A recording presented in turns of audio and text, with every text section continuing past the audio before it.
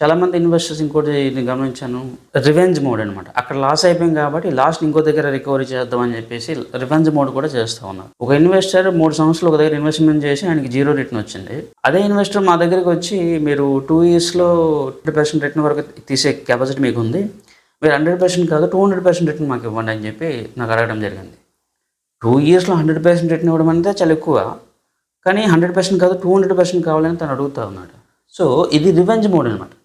అక్కడ లాస్ అయ్యాను కాబట్టి నేను అది ఇక్కడ రికవర్ చేయాలనుకుంటున్నాడు.